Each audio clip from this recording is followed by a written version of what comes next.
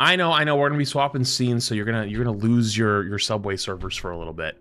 But I missed this yesterday because I had a Supervive sponsor stream for 6 hours, and then I came back, and then I had to do the patch stuff, and that kind of ruined my whole day. So I just hopped off. But there was a developer update that I missed, so we're gonna watch that now. Let's see what's up. See what's going on. I hope there's some redeeming stuff after yesterday's nightmare patch. Let's go.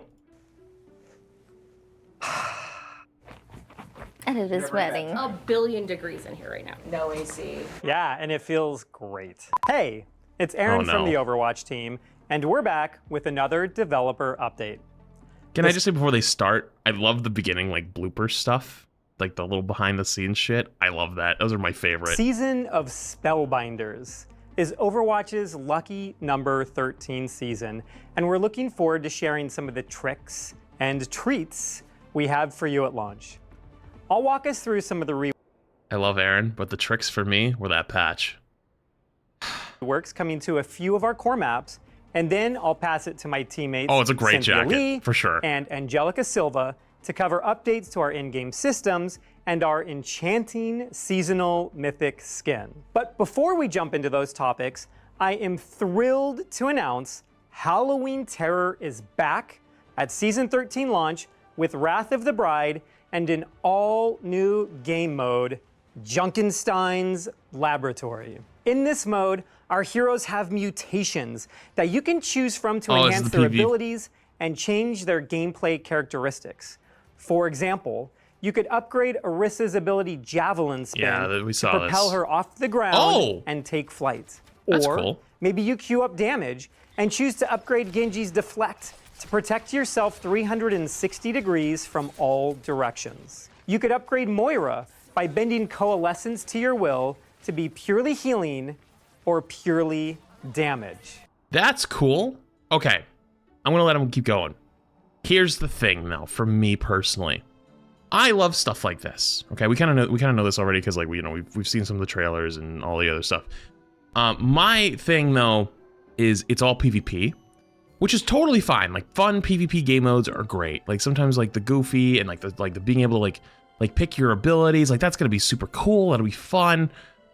But for me personally, my favorite Overwatch event period was the 2022 Halloween Wrath of the Bride event.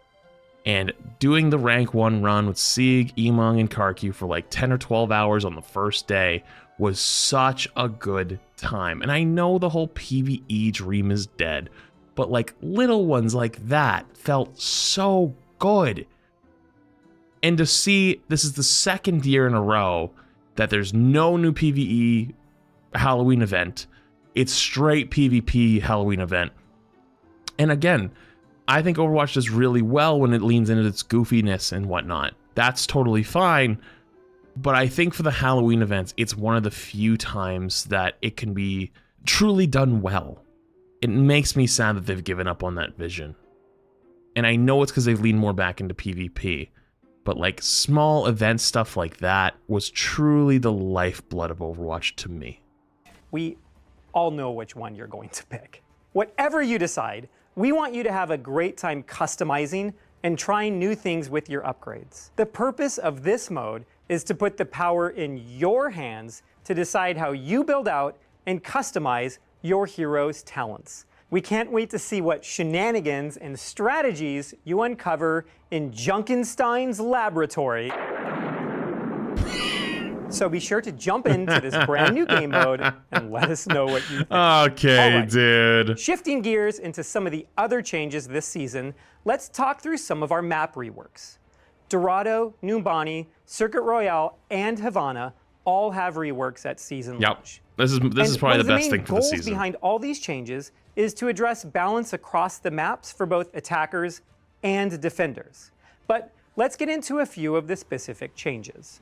Okay. For Dorado, we're Yep. reducing harsh defender. By the way, I don't know, there might be new frogs, you guys might have missed this, but Aaron Keller is the person who made King's Row back in Overwatch 1.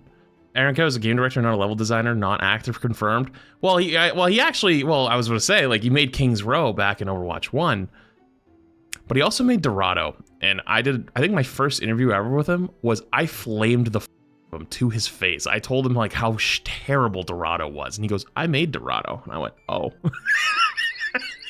Lines of sight to prevent spawn camping. We also added a new staircase in Area 2. I was like, I guess everything you make can't be a banger, bro. Sorry. That makes the high ground more accessible for attackers. Additionally, we shortened some flank routes and adjusted cover placements around the whole map. With New Bonnie, we simplified the capture point in Area 1 and made it more accessible to the attacking This team. one's really interesting to me still. I don't know how I feel about the whole high ground being lower than the opposite high ground. I'm not a huge fan of that, but we'll We see. also added a defender forward spawn in Area 3 to make it easier for defenders to Wait, I didn't see this. get back to the payload as it's moving through What the f? You can't hide in these rooms anymore? Area 2. Is that a W? I think it is. Area 3 also saw some changes to various angles and flank routes. On Circuit Royale, we made adjustments to combat spawn camping across all 3 areas. The first attacker's spawn has been adjusted to reduce spawn camping with added cover and by removing the My code saved you $30 on shipping. Thank you. Oh, this one will probably make it into a video, by the way. But yeah, so really quick, Corpa, you guys know I'm sponsored by GamerSupps. For the next 48 hours, as of 11 a.m., so 2 hours ago, my time on the 15th. If you click on my link or you use the code FLATS or you click on it, the free samples thing was actually free, and then it's so you can try this GamerSupps for free with the free samples, and then my code will give you free shipping. So it is absolutely free for the next 48 hours. So if you've ever been curious to ever try GamerSupps, now is the time.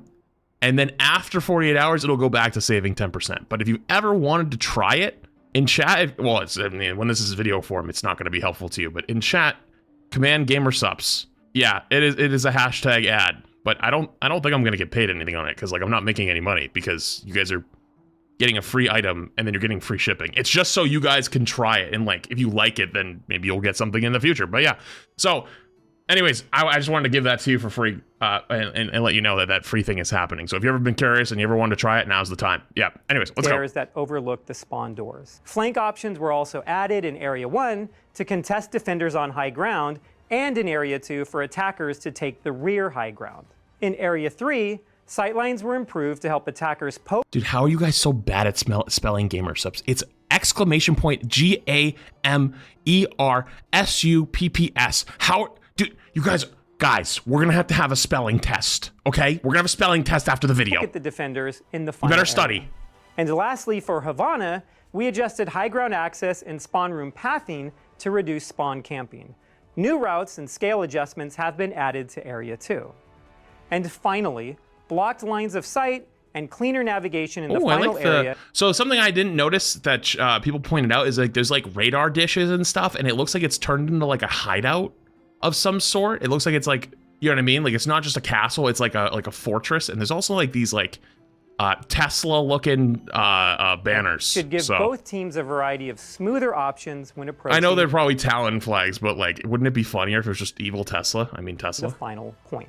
We're looking forward to seeing you play through these reworks and hearing what you think. Next up, my teammate Cynthia is going to share some pretty cool updates to our in-game competitive systems and defense matrix. Okay, I'm not gonna lie that. Thanks, Aaron. I'm not gonna lie, that kind of freaked me out a little bit. Hey guys, I'm Cynthia Lee, a UI UX designer at Blizzard, working on defense metric for Overwatch. I'll be walking you through the UI update I've been working on and share. Wait, is that the breast cancer pin? Pog. I want one of those. The competitive update from my awesome teammate on the system design team. As we keep finding better ways to tackle disruptive behavior, we're pumped to roll out a new feature that's gonna make reporting a whole lot quicker, especially for those of you on console. We've revamped the scoreboard to be more interactive. Oh, the interactive with scoreboard. A fresh UI that makes it super easy to report and new players. So now, when you bring up the scoreboard, you will see a new options to report players right there. This is a Listen, man, I've already been hard enough on this season. I love this, but is this actually faster for console players? Like, how long does it normally take to report on console? I'm actually curious. I legitimately don't know the answer anymore. Because I remember back when I used to play console, forever ago, you had to like pause, and then you had to like click over one, and then click down, select, then boom, boom, boom, and there was like a billion menus. Maybe it's because they removed all the extra menus for reporting, but I feel like that's still a long time. It's forever, but this is better. All right, I'll take your word for it. I'll take your word for it that this is probably better, but interface menus is very difficult on a controller because like, if you have like a long list like this and you start at the top, you have to like hit a bajillion buttons to get down. In a game like Overwatch, where you don't want to be out of the fight for like more than 3 seconds, people won't actually end up using the functions. So people actually don't end up reporting that much because like the way reporting works is you have to report it as fast as you can, as close to the incident. Because if you wait till after a game because someone says some slurs in your game or some shit, it will most likely not ban them because it's just too much for it to figure out. The scoreboard, you will see a new options to report players right there. This is a bit different from our normal report flow. It's a quick report that only takes a few seconds. No need to type in reasons, and you can pick and submit multiple report options. No more typing in reasons? But like, wasn't it so funny to be like, this player might be the worst player I've ever seen in my entire life. The fact that I share this planet in oxygen with the same individual that is this person is an actual detriment to society. I wish, my solemn wish, is to never see this player ever again, and I hope that no other player ever has to deal with them either. Period. End. At once, handling everything in one go. We are really excited about this because it makes an essential feature even more accessible. Reporting is key to tackling disruptive. Remember when you'd get banned if you did that on stream in Overwatch 1? Good times. Yeah, I did. Yeah, I do actually. That's why a lot of people type it up and they hit cancel. Behavior and cheating. Leftovers. So please do your best to report when the Damn, offense that's a long happens, time ago. or as soon as you're able. Plus, with this update, you will also have more control over which tags and voice channel That's you're in. awesome. And this stuff is yes, so cool. That includes adjust you and your teammates' mic volumes. Wait, how For do you adjust their volume competitive, though? I don't see like a volume slider. How do I actually end up using, how do I adjust them? Your teammates' mic volumes. For competitive, there are updates this season for top 500 qualifications. We are adding a new Right click? Yeah, but like what about console? Like what button you hitting then? requirement to qualify for any top 500 leaderboard. From now on, player will need to have 750 game in any. Sorry, I talked a little bit too much when she was talking. I'm gonna back up a little bit. For top 500 qualifications. Competitive, adjust you and your teammates' mic volumes. For competitive, there are updates this season for top 500 qualifications. We are adding a new requirement to qualify for any top 500 leaderboard. From now on, player will need to have 750 game in any That's competitive mode crazy. to complete the Good, specific challenges. This is all about making sure new or inactive accounts don't snag those spots from our current active players.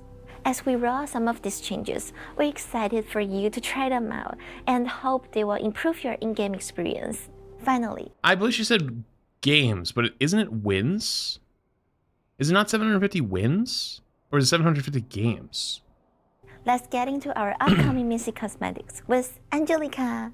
Hey, Angelica. Hi. Oops. Okay. Okay. Bye. Bye. Hey guys, my name It's 750 wins. Okay. is Angelica Silva, and I'm a VFX artist on the Overwatch 2 team, and we've been brewing up something magical and a little supernatural. Our mythic skin this season is Spellbinder Widowmaker. 750 wins is absurd. No, it's not. It's really not, though. Like, real talk, it's really not. And the reason why it's not absurd is because if you are top 500 in Overwatch these days, you had to put in a lot of games. And the reason why that's actually not that bad of a thing is because what it's trying to do is to cut down on people playing on their alt accounts all the time. And so what has happened in top 500 Overwatch is beginning of the season, everyone's on hard grinding, right? And then everyone gets to their 50 wins. Now it's gonna be 25. Everyone gets to their 50 wins and then waits till the season unlocks. And then when top 500 unlocks, then people like push it as high as they can, or they push a little bit higher, and then they just stop and they hop on alts. And that's why the rest in the second half of the season always feels like complete dog ass. But you could also get those accounts top 500. Use your mom's phone number, your dad's phone number, your brother's, or your friends, or whatever. And so you could get multiple accounts into the top 500 at the same time. So what this does is it makes it so it encourages players to play on a single account, or you have to grind really, really hard. So that means all you working stiffs who cannot quite get the jobs have to grind to ever be hope being in top 500 GG. I think it is hilarious that you are insinuating that it's top 500 in Overwatch is so easy to get as a new player that you can just hop in and have less than 750 games and just easily obtain it. I think that's hysterical. Unless you are some absolute god gamer on another game, or like just a god gamer in general, and on top of that too, have a history of Overwatch in Overwatch 1 where it doesn't carry over, like maybe the 750 wins thing into Overwatch 2. Like let's say you used to play Overwatch 1 and you were really good, and then you haven't played for a while and you come back. That's where I could see it becoming a bit of a problem, but there is no shot. Like Shroud did not get top 500 in Overwatch. Shroud's a good gamer, but I'm pretty sure he got hard stuck around the plat diamond area because his mechanics are really good. But Overwatch is much more than mechanics. We just watched some cheaters earlier where a guy lost in plat where he was basically hard locking because he was dog shit, right? I was that guy, by the way. I was working 60 plus hours a week when I worked in Overwatch League, and I had 4 accounts that were top 500. I had 4 accounts that were 4.4 plus.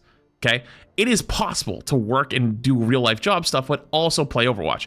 The problem though was me having 4 accounts is I did the same thing where I'd get my main account really high, then I'd hop off, then I'd hop on another account, and then I'd hop on another account, and then I'd hop on another account, because like you would just be like, oh, the games are going to get bad on the second half of the season. You know, you don't want to waste those games. You don't waste those accounts. Like, so what this is trying to do is to encourage people to play on those main accounts more often. And when people are playing on their main accounts, 1, they try harder. 2, they're typically less toxic because they don't want them to get banned. So there is a lot of good in this, but I also understand, you know, if somebody doesn't have that many games, they're going to be annoyed. But like, I don't think it's going to be that many. I really don't think it will. Spellbinder walks the line between whimsical and gothic. Our concept artist wanted to portray Widowmaker as a potion student adorned with a magical array of elixirs. And if it ends up being something, you could just grind out like quick play wins or quick play games. On her belt. If it's really a big deal, you know? We have the base mythic skin. At level 2, players will unlock additional accessories and the first hat variation. Level 3 includes Widowmaker's cape, the second hat variation, and the blue colorway. And finally, level 4 gives you access to the upgraded cape, the last hat variation, and the red colorways. Along with the skin, we gave Widowmaker's abilities a magical overhaul. You'll be able to cast your most powerful spells during a match, like her Venomine, which damages her enemies with otherworldly poisons and sparkles. Her bullets are now overflowing with magic, with a new muzzle flash featuring new textures and particles, one of them being a new rune. But there's also a queue time issue for really high ranked people. Sometimes streamers use alt accounts because queue time is too long on main. Just be worse. That's it. If their players are that good, there's a reason why the queues are that long. Because it's trying to make a fair match. So by you hopping on another account, you ruin someone else's game. No? Yeah, it sucks. Then talk about queue times. Don't hop on another account. Talk about queue times. I have seen a lot of people complain on Twitter and complain on Reddit and whatever, and they say, oh, my queue times are way too long, right? Or they say the opposite. They'll say, oh, my matches are so unbalanced. And people scream from the rooftops that they want super balanced matchmaking. Okay, you want super balanced matchmaking? You're gonna have a long queue. We know the queue at high MMR is too long. We tried something last week and it didn't work. We're going to keep trying things. And I appreciate you guys are constantly trying things. I do appreciate that. But at the same time though, there needs to become a realization of players where like, if they don't have the most perfect match of matchmaking, perfect matchmaking doesn't exist. People complain about matchmaking all day long, from the top level to the bronze, all across the board. Everyone always complains about matchmaking. But like, real talk, as long as there's like an acceptable level of matchmaking, I'd rather have quicker games with decent matchmaking than super, super tight matchmaking and 10-minute long queues. That's where I sit. And there's a lot of people get really loud and get really angry if they don't have the most perfect of matchmaking queue. And you know what? Those are the people that hop on alt accounts first. They're part of the problem. I understand why you do it. I'm not going to shame you for doing it, but you are part of the problem. This will allow her to cast her most powerful ability, Sniper Shot. Unlike other witches who use brooms... There's also an argument to be made, though, that all of those people doing that is creating less people in queue to get into those high match MMR games. So, right, like, let's say there's 50 high-ranked MMR players that are on at one time. Half of them know that their queues are going to be really long, so they all hop in alt accounts. Now, those 50 players has turned into 25. Now it's even harder. So they're contributing to it. Widowmaker conjures a magical grappling hook that has new textures designed around the theme of the kit. With the power of magic, you too can bewitch your enemies before you strike. Season 13 is brimming with tricks, treats, and talents that we can't One quick thing about the Mythic, kind of a little kick in the nuts to get 3 DPS in a row. Just saying, but wait to see you on whatever. the Skins isn't the big thing for me, but game. Whether it's exploring new I know maps, a lot of people care about competing that. for a spot on the leaderboards, or mixing and matching hero talents in the new Halloween mode, make sure you jump in game when Season 13 launches on October 15th. We hope you've enjoyed this look into things that we've been brewing, and as always, please continue to share your thoughts with us. And we look forward to the next developer update. See you in game! Thanks, Aaron. Wait, why did... Oh, it's bloopers. I was going to say, wait, what? Stein's laboratory. Scary Thunder! I wasn't very scared there, was I? You were Startled? You took it real cool. Stein's laboratory. Scary Thunder! Laboratory. Wait, they yell Scary Thunder? That's so cool. Thunder! Laboratory. Scary Thunder. Someone should be behind me, you know, with like an air horn or something. As we, okay. Okay. Nice to meet you. I'm Angelica Silva from the Bending coalescence. Been there. Coalescence. Reason for top 500 fortification. Okay. Heroes have mutations. Mutations. Upcoming cosmetic. Oh, Mythic cosmetic with Angelica. Sorry, that was a mistake. Is that okay? What does that even mean to talk spookier? Aw, that was a mistake. Is that okay? Pretty good video. Pretty good video. Like I said, there's always a lot of good stuff that comes out with Overwatch, like around it, you know, from the game. And it sucks because it's like seasons get determined so hard by how good the patches are, it feels like. And it's like, for me personally, it's kind of already shot in the foot a little bit. But there is a lot of good, you know, like the scoreboard updates are huge and mic volumes and, you know, they're trying a lot of shit and I appreciate that. But at the same time, though, it's like, nah, it sucks that it's just all, it will always come down to that, where it's like, there can be so much good and then there's one really bad patch and it's like, oof, all of it just gets sucked away. There's one more thing that came out yesterday, which is the blog version, which I'm not sure if there's going to be anything huge added to this, but it's short, so I figured we would just read it. Director's Tag, tricks, tweaks, and treats for Season 13. Hello and happy autumn. It's that time of the year where there's a chill in the air. Everything seems to have a pumpkin spice flavor. Bleh. Wait, kind of based. Wait, who wrote this? Based. I can feel the magical spirit of Halloween quickly approaching. In case you missed it, we just revealed a lot of cool tricks and treats coming for our Season 13 in our developer update, including an up-close look at the new Spellbinder Widowmaker Mythic skin, a detailed look at 4 maps that are getting major changes, new updates to the in-game scoreboard, and a first look at the hauntingly fun Junket Science Laboratory. Insert Scary Thunder here. Okay. Just to kick things off, let's take a look at tank adjustments. Ramatra's Pummel while in Nemesis form, is getting an adjustment that will be better give opponents a chance to take cover without really impacting the lethality of the attack. The attack from Ramatra's punches will no longer pierce barriers, but instead it will deal 2.5 times the damage of them. This is just a terrible change. Like, a real talk, this is just awful. This is just ass. And there's some people that'll go, oh, it's not. Well, first off, the identity of Ramatra was around that, right? Like his whole thing is going into shift form and then punch, punch, punch, right? Then it just comes weird, like 2.5 times damage versus shields versus pierce. There is a big difference with that. So it's like Brig, right? Like Brig was like what, 3 or 4 punches to kill, like punch down. Now it'll be 6 because you have 1 punch, which will do almost her whole shield, and then a second punch will break it, but it will still absorb the attack, and then the 4 punches or so that it takes to kill her. So it's like, that interaction becomes a lot more of a losing situation. And on top of that too, when do you get to punch someone 5-6 times in a row without getting antied or slept or booped or some shit, right? Like there's only a few heroes it interacts with. Like it's so minimal. Like Sigma, Rhine, Winston, and like you don't even really play Ram versus Winston that much. Like I feel like Kiri part of Kiri's identity when she came out was a lot of the headshot damage, like the 3x headshot damage on her kunais. And so like it was encouraging you to be like really, really mechanically talented. But if you weren't mechanically talented, that's okay. You could still do a lot of healing. And it's like that kind of went away over time, and it's just gone. Now Ramatra's like one like thing of like being able to punch through shields, stuff like that is gone. And it's like, okay. Yeah, but like people say like Ramatra's a counter to Rein, and like real talk, he's not. You want to know who actually counters Rein? It's Orisa.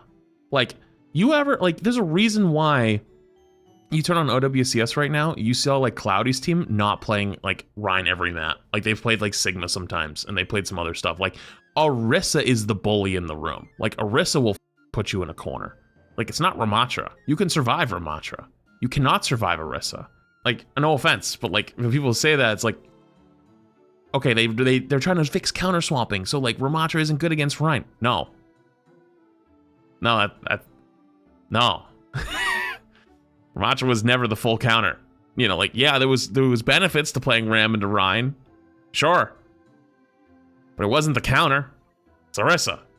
This gives Ramatra more strategy to decide whether to focus on breaking the barrier, which can leave opponents vulnerable to attacks from your teammates, or instead focus on individual targets. Heroes like Reinhardt also now have more of a choice to make, using their barrier's health or eating the punch themselves. No, they don't. If they're going all in aggressive, like you're almost always going to shield until your health's back up. But that didn't change. Like the only difference is like you would probably shield more versus punches, because you would just be like, okay, one tank doing one damage to one other tank, getting double support help, the tank will survive and their health bar will go up. Every time. If it's the entire team shooting at a tank and two supports focusing a tank, or multiple players shooting a tank with two supports healing them, the tank will die. So if a Rein was kind of low and they put up their shield and a Ramatra started punching, if both supports all into that Rein, the Rein would survive most times.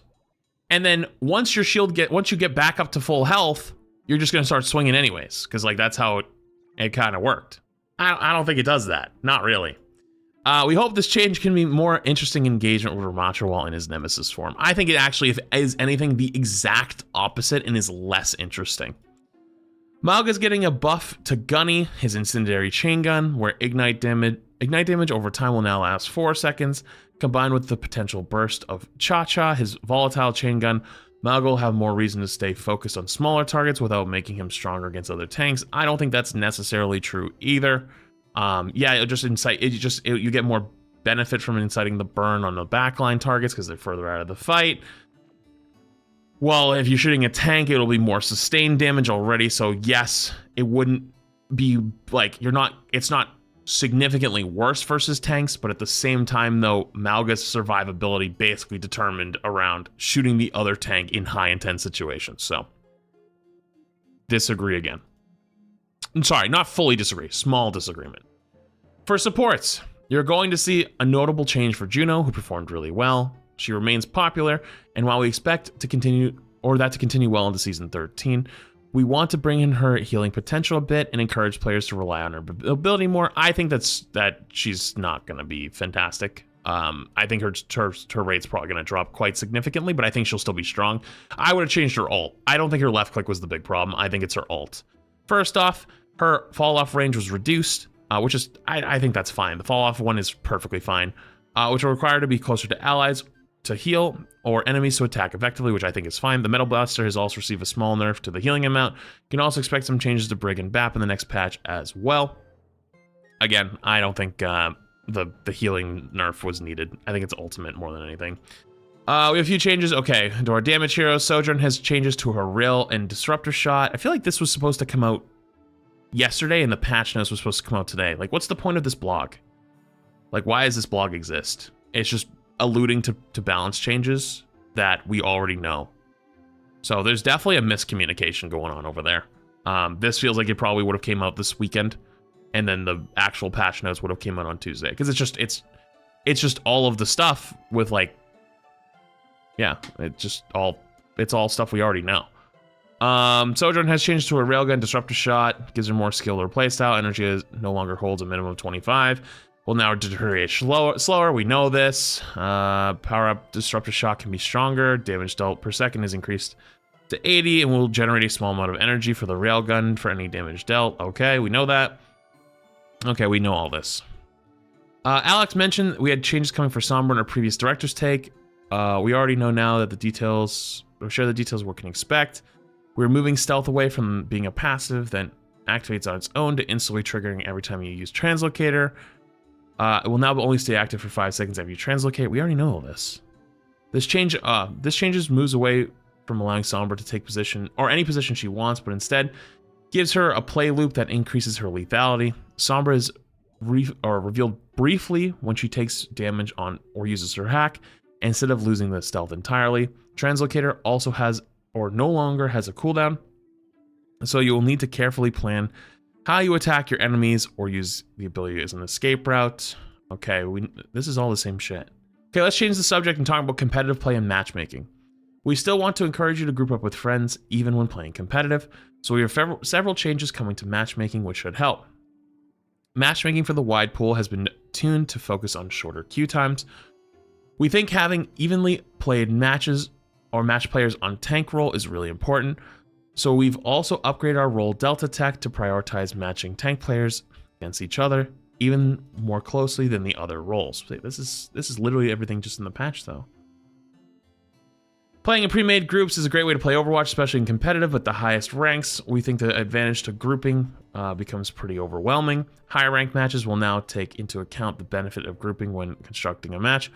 We've also tuned down multiple modifiers related to MMR decay. This will make it more difficult for new accounts to unfairly climb higher into top 500 than they deserve without punishing more seasoned accounts. Finally, at top 500, you'll now be required to complete a seasoned competitor lifetime challenge, which requires the player to win 750 games in competitive play. Oh, wow. Wait, what? Wait, it's not 750 wins, period? It's 750 wins in competitive? Wow, that's actually a little different. Oh, I thought it was 750 wins, period. Oh, that's a lot. In Overwatch 2, before you can appear on any season's top 100 leaderboard, with this change, we are confident in lowering the individual season threshold for games played on a roll to 25 per season.